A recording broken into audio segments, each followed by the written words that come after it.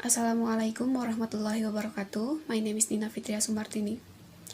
Okay, first I will discuss about the introduction. Matthew Arnold is the one of the most influential writer of the Victorian age.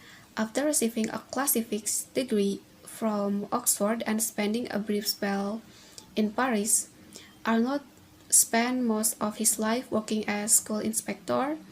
He was elected to Oxford professorship of poetry in 1957. Arnold was an author of both poetry and criticism. Arnold's The Function of Criticism at the present time is the one of the most influential essays of his day. Here he treats literary criticism as an important branch of general cultural criticism.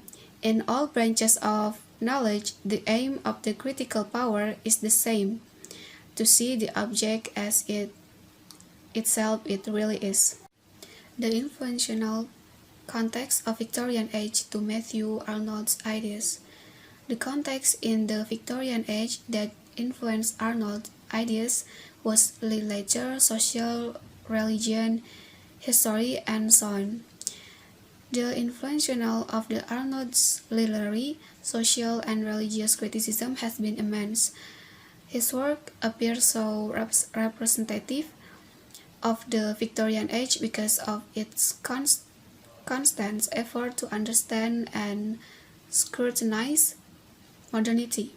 Like many other Victorian authors, however, Arnold suffered a period of neglect and hostility in early 20th century. But his works are now once again recognized as classic and attract a great deal of critical attention, both from literary scholars and cultural historians.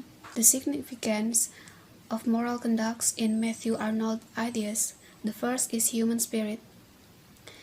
Arnold declares that the principal aim of instruction is enable human beings to know themselves and their worlds, which he stressed is the only sure basis of action, and further argues that this accomplishment depends upon knowing the capabilities and performance of human spirit. To Arnold's mind, the individual human spirit is then a force susceptible to and formed by exposure to the experiences of other human spirits. One could describe it as mechanism of inspiration, in which the individual's inherent capacity to develop certain qualities is stimulated by the exposure to such qualities in others. Furthermore, an individual is, by her own experiences, and especially by her profound and beautiful experiences, also adding to the collective human spirit. And the second is creativity. The critical power is of lower rank than creative. True, but assenting to this proposition, one or two things are to be kept in mind. It is undeniable that the experience of a creative power, that a free creative activity, it is highest function of man. It is provide to be some man's finding in its his true happiness. Hello, my name is Mila Jamil Sharifah. In here I will explain about concept of literature as creative power. Is the best ideas on every matter which literature touches current at the time. Matthew Arnold believed creative capacity to be more important than critical faculty. However, his definition of criticism as the endeavor in all branches of knowledge, theology, philosophy, history, art, science, to see the object as in itself it really is, makes it a necessary prerequisite for valuable creation. He asserts that creation of quality is not possible if people are not provided with a current of fresh ideas. This is achieved through Hannes criticism. If the best ideas do not prevail, it gives rise to a cultural anarchy. Only when the power of man and power of moment come together can a good piece of literature be created. Matthew Arnold also states that writing criticism may produce in its practitioner a sense of creative joy. He compares the emotional state of writing criticism with the emotional state of creative writing. In this, he dispels the typical censure that criticism serves no purpose. Mattel Arnold observes that great writing emerges from great ideas, and they are manifested when these ideas reach the masses. The critic performs the important task of identifying these ideas with the censors and impart these ideas to people. He implies that the period of great creativity and normal creativity can be traced to lack of objective criticism and public attention as much as to creators of great work. In this argument, Matthew Arnold establishes literary criticism as an art form as high and significant as any form of creativity. Further, Matthew Arnold argues that critical writing is an important activity of exercising free creativity. It is undeniable also that men may have the sense of exercising this free creative activity in other ways than in producing great works of literature of art. If some people were better equipped to write criticism, it would be frustrating to insights they channel their talent only for creating original writing. Finally, criticism is necessary because Matthew Arnold thinks that creative power works with certain materials. And for the author, these ideas, the best ideas on every matter which literature touches current at the time.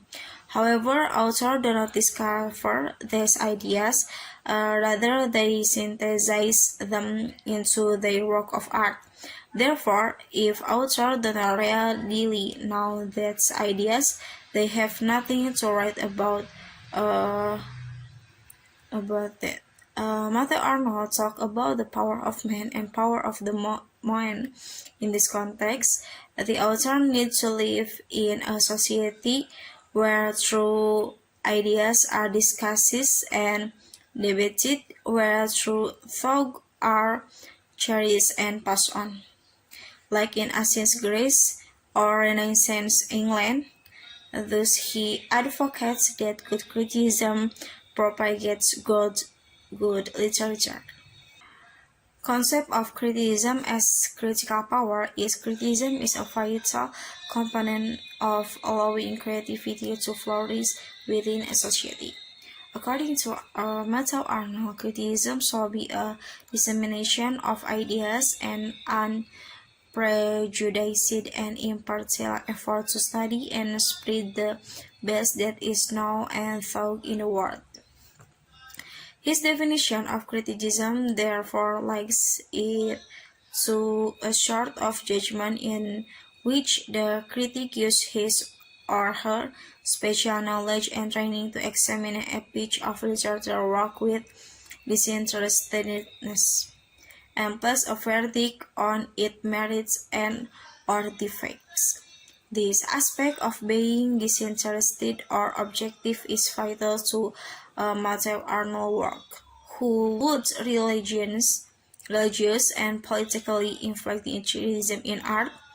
Instead, the critic work should be to see the object as in itself it really is, rather than ascribing the critics' own personal beliefs onto the literary work. Matthew Arnold was concerned that Victorian England had fallen behind other countries in producing literature because of their failure of criticism. He attributed this failure to the division of society into political and religious groups, of which intellectual and critic belong, making them incapable of seeing art in its true state.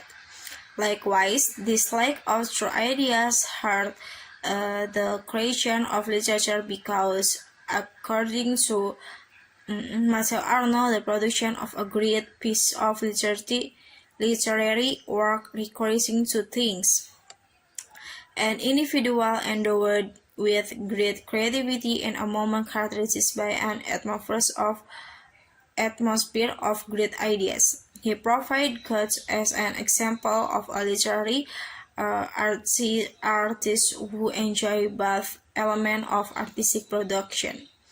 Finally, Arnold believes that the work of criticism can have some similarities to creative work. First, the critic may feel creative joy or excitement while reading a piece of criticism. Additionally, it provides a public good in that the successful critic will have to elevate worthwhile literary art. Assalamualaikum warahmatullahi wabarakatuh. My name is Muhammad Al-Akbar and I want to explain about the concept of literature as the enemy of dogma. Arnold is willing to follow the new man's idea of trends and accept the logical validity of his formerly arbitrary and patently impossible line of argument set to work to make religion more pure and rational, as they suppose by pointing out that this or that of this doctrine is false.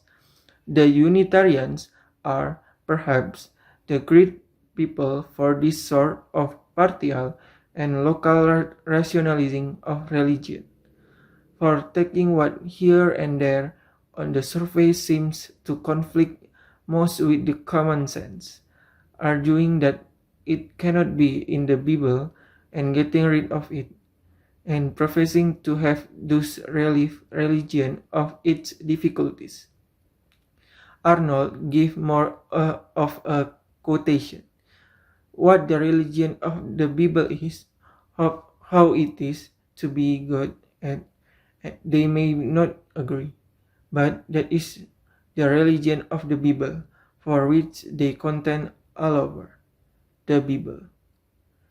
Arnold reimagined the role of religion by positioning religion as the having power in creating truth. The concept of literary criticism as part of social cultural criticism.